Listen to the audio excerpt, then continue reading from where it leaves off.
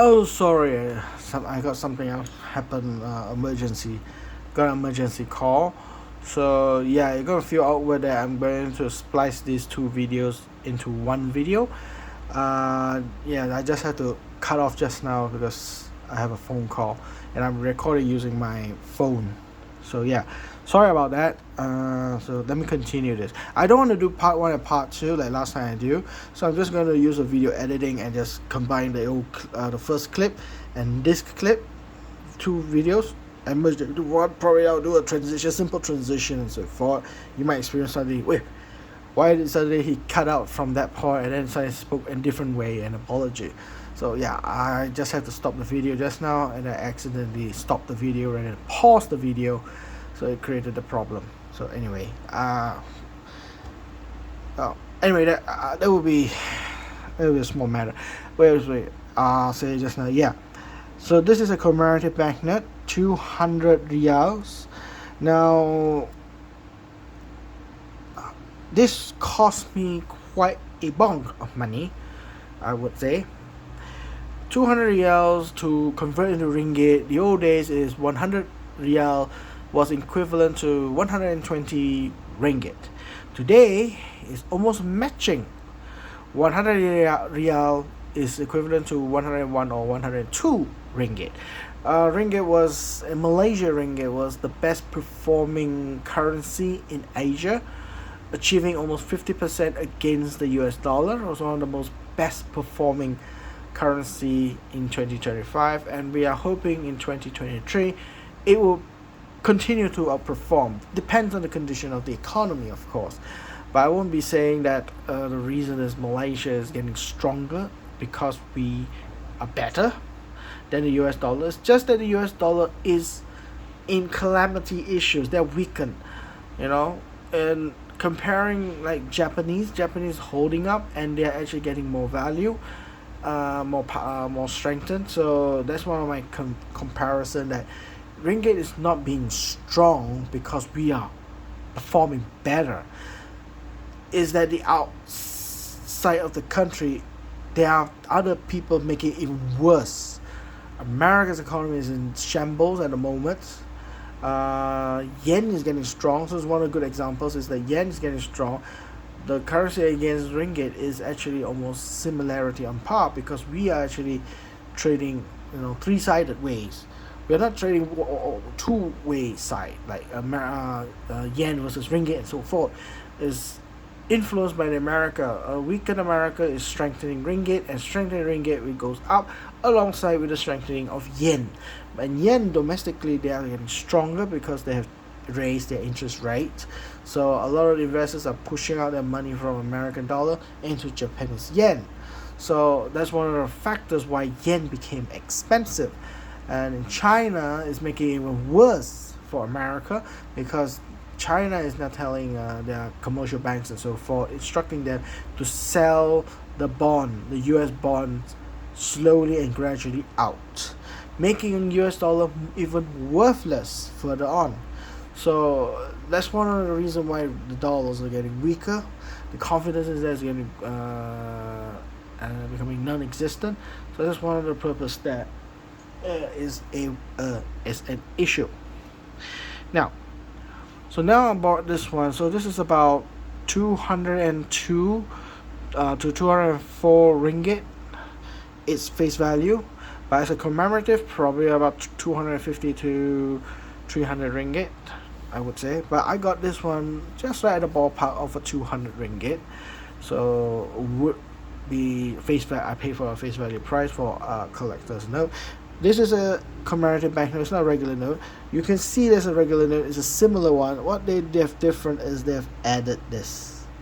Okay, Vision 2030, Kingdom of Saudi Arabia. Same goes like Malaysia. We have Vision 2020. That we project our country becoming modern and developed and so forth. So Saudi Arabia also had the same thing, but they projected in 2030, and they printed this note in 2021, just for 5 years back.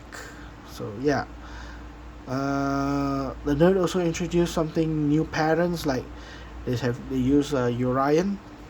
They use Orion's print. So when you scan this note or try to make a copy of this note, it will be unprintable, I would say. If they were printed, they probably will bar with lines and so forth, so that you can't be used as a banknote. So yeah. Again, I don't collect Saudi Arabian notes, so I bought this one. I won it in a bit actually, because it's a commemorative banknote. So at least something I'll get if I don't collect that country's note, the general circulation note. At least I'll try to get the commemorative banknote, at least to expand my variety of banknotes available out there. Okay. Now the last note that I've got is actually the new improved Republic of Syria. This is a Syrian note. I got it a set actually. So I am really excited this note finally issued. I was wondering when would they make new notes, because the government has been changed from the old Assad regime to the new rebel government. So I was wondering, it took them 1 year. They have governed already since last year. Why are they still using the Assad's effigy on their banknote? Why they didn't change it? Well, the answer is here. On January, they actually converted all their old notes to a new notes, and they reformed the notes. Actually, they changed the notes. So I have the set of this note.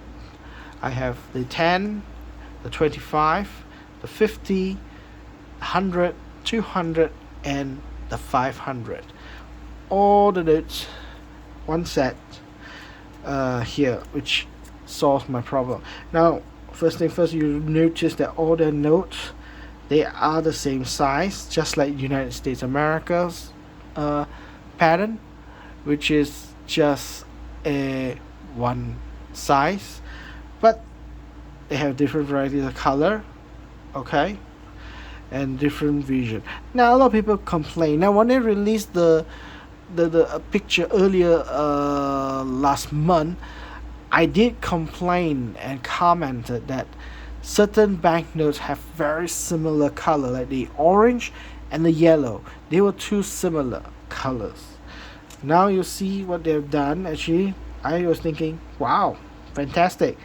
Now they all have different colors, so I can see the notes very clear. Okay, very very clear. This is purple, this is green, this is dark yellow, this is orange, this is blue, and this is red. So it's very easy when you do transaction in the like a marketplace. There's a lot of people buy, sell, buy, sell, buy, sell. You can identify the note very easily by the colors actually. So if you have two red, okay, I know it's 20.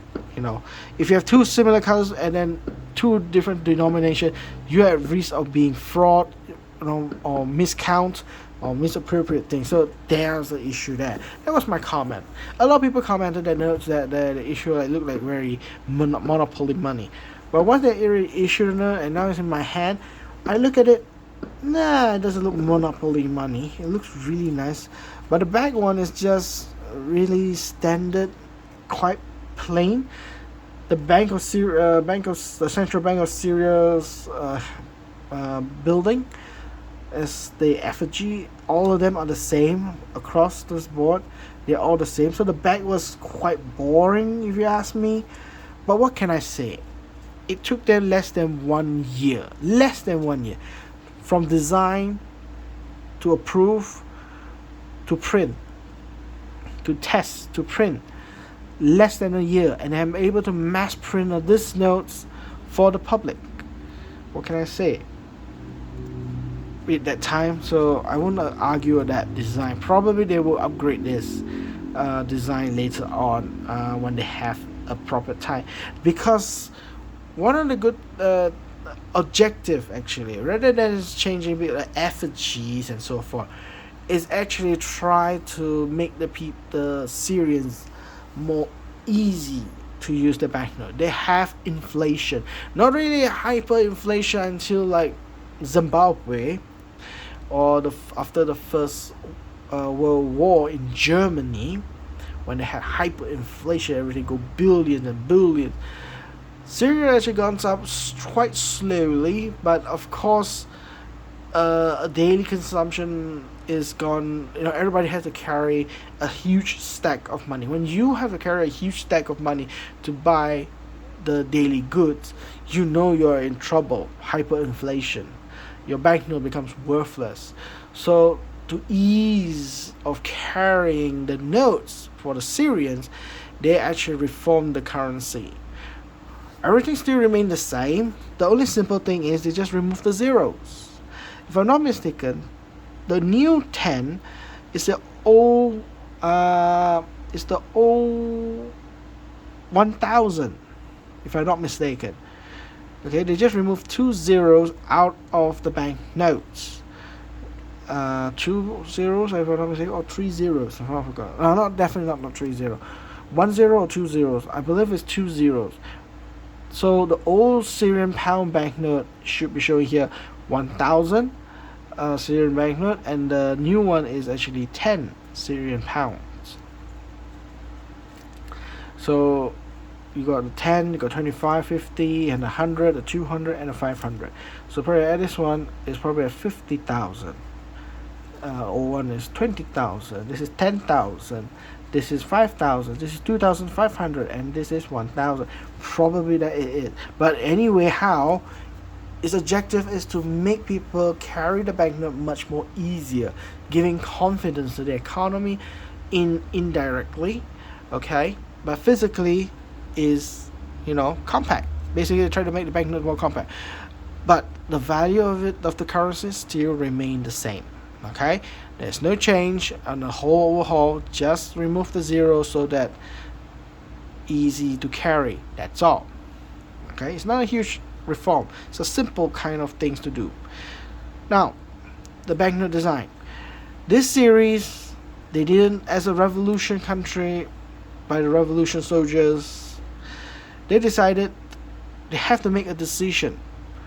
Shall we put a politician's face? Shall we put on the general, the leader, the president who has fought for our freedom against the Assad? Most of the banknotes, they put the faces of the head of state and so forth. No. Syria's new government decided, let's put something that everyone knows about and appreciate what national resources is. So this is what actually they call it, the agricultural series. The agricultural series, where it represents what is the major agriculture exports by Syria. So the 10 ones, they show rose. Okay. The 25 one, they sell mulberries. Now a lot of people don't understand what is this, but I found out this is called the mulberry. The 51 is the orange, or some might call it the tangerine. But I prefer to say, I think this looks more like the orange. So that's the major export. The next one is cotton. Is the major export of their country. They are proud of. And this one is the olive. So their major export, olive oil, olives, serious major export. And lastly, the bread and butter staple, wheat, for 500. Every one of this, if you notice submissively at this side, you can see this is a bird. They have animals too. This is a horse. The horse looks really nice in this position. Really, really nice. And the 100 one is, if I'm not mistaken, is gazelle, if I'm not mistaken. Anybody can comment, you can just comment on that. I don't know what it is. Then this one is the corn shell. This is a corn shell. Yeah. You know that? Yeah, it's a corn shell. 25, they use another one, is bird. I'm not sure what bird it is, but probably has a significance in Syria. And 10 is the butterfly. You see there? They use the butterfly. At the back, nothing to see, is quite the same. For all across, just the color tone is different. It's just it's just the bank itself, denomination here, and then the symbol here, and then there's effigy here, and so forth. So everything looks the same. Security wise, they have security threats. They have watermarks here. Okay, they have watermark here and the security threat. That's it. Everything else, the complexity of the design will help to deter counterfeit of this note. But of course, this note will printed, design, everything in less than 1 year. You don't expect a very, very fantastic security of the notes. Right now, they're trying to repair their economy. So, what the heck? It's not about securing their economy. They're trying to expand the economy of the country. They're trying to repair themselves. So, preventing counterfeits is not helping. Okay, it's not a priority. So, maybe later on, when the country is a little bit more stable, they will have a better currency. Now, one day I'm going to approach that in the future, whether the improvement is coming in or not in Syria. Definitely there will be in the next series after this, because these are quite weak in security wise. They won't last long. And again, as I said earlier, this note will not last long. My prediction in forecast, this 25 Syrian pound won't last long, like the South Sudan's 25 Sudanese pound. This denomination, suddenly you have a quarter of the 100 appear in the banknotes. It won't help. Anything that is a full number and then half on a banknote like this won't last long. It's impractical to use this note. I guarantee you, in the next coming series, they will change this to a 20, or they completely remove it and might as well just print 10 so that people accumulate to 50. They have 5 of these to get a 50 rather than this. Now, there is a problem with this note instantly. Okay, instantly. Let's say I'm buying a product is 30 Syrian pound. Okay, 30 Syrian pound. I have this, so it's 45. I pay 45.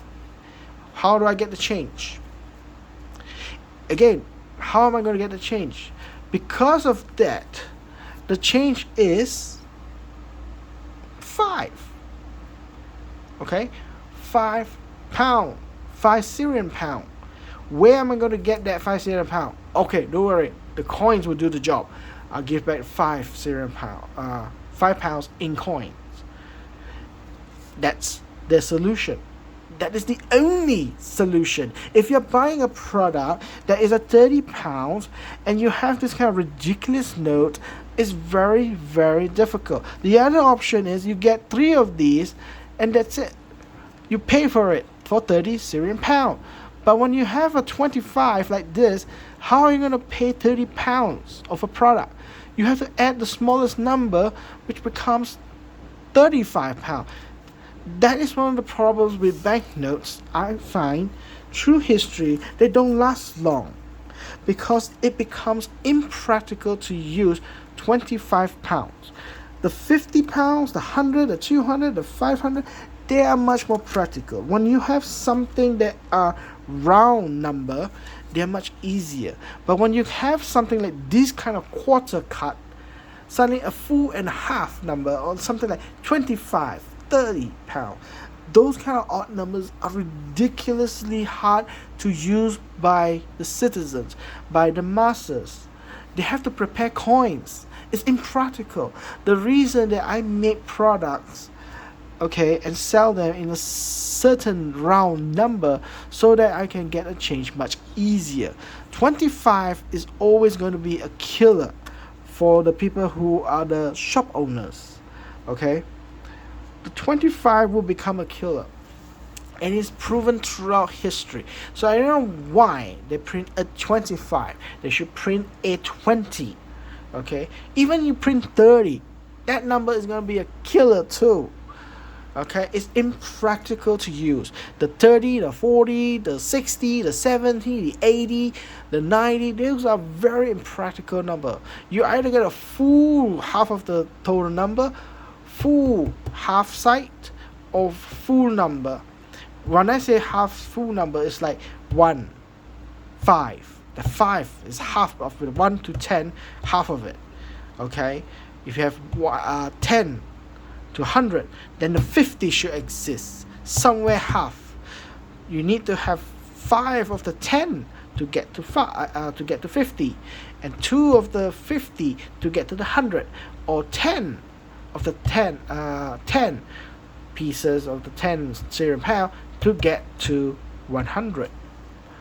The 25, of course, get to 100 is much easier. You get to the 50 is easy. But when you transaction and change for buying goods, as I mentioned just now as an example of a 30 pounds and so forth, it will be difficult. Okay? It becomes impractical. So the only way the market move is I cut cost by 5 cereal pound, or I have to add inflation of another 5 pounds for got no reason, for the product is only supposed to be a 30 pound, but I have to add 5 more pounds just to accommodate this 25. That is a waste of business time and money. And through history, this kind of banknotes won't last long. Proven, the last country that has proven that 25 is really difficult to use in banknotes is like South Sudan. I don't know why America still use 25 as a quarter, but a lot of the banknotes over there is solidly correct. $1, $5. The $2 is much more commemorative kind of notes. So they use it, and people don't use it for commercial use. They just get it and they keep it, thinking that, oh, it's a very unique note. Actually, it's not. $2 is actually supposed to be common notes, but the quantity print is quite little. That's why people think, oh, it's a very unique note, I'm going to keep it, I'm not going to spend it. They have $1, they have $2, they have $5, they have $10, they have $20, they have $50, and the highest denomination, the $100. The banknotes in the United States are solid, like what it should be. They don't have a $25 note. They have $20. They have purpose have $20 because it is common sense. It is ease when you do transaction. Okay? Now I'm hearing that in Congress they are proposing a $2.50. I understand that $2.50 is for commemorative coins, because this year America is celebrating the 250th independence of United States. 250 years of independence from the British. It's a quarter of a millennia that America exists. So I understand that they want to do a $2.50 or $250 note or $25 notes. Who knows if whether that exists or not. Right now the news is that the American Congress is debating whether to pass, whether to should introduce a $2.50 coin to become a commemorative coin set for the masses. Now, when it comes to using it, I don't think it would be possible to do it on banknotes, because banknotes, it will not be possible because they are impractical. Coins, they are in smaller division because they're supposed to be in a division of dollars. There's $1 is equivalent to 100 cents. They're supposed to be calculated to pay something in less than $1. How many often times that we pay less than $1 of a product or anything they're rounding up to that specific numbers? All right, so again, that's, to me, a $2.50, if you want to use that coin, is perfectly fine. I think it's still available widely to use because they have been using 25 cents and a quarter nickel. So I think there's no problem for them to use that denomination as a mass coin.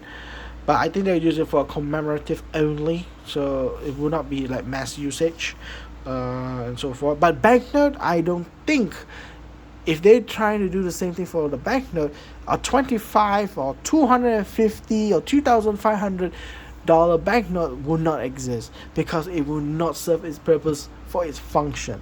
Let alone, in many countries already have proven it across history, anything notes like this kind of odd numbers does not is impractical. The word I would use in keyword is impractical.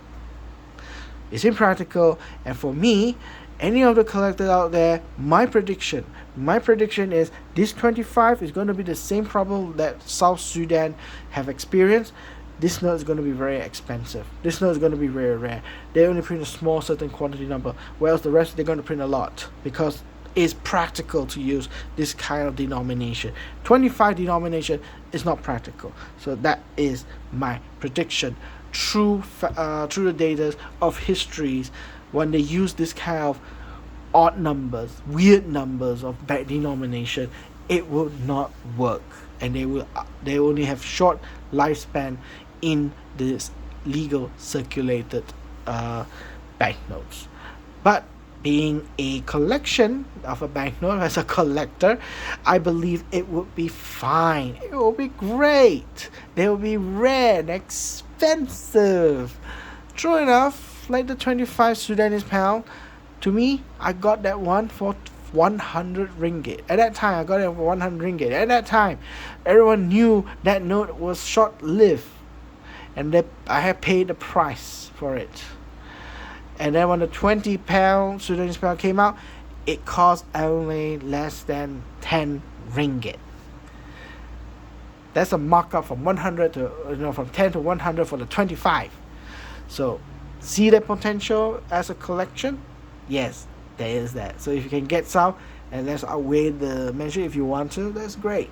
But to me, I believe the Syrian set, that 25, the blue, they will change it to 20, or they will remove it from circulation for a new print and just use 10, 50, and then 100, and remove the 25 out of circulation.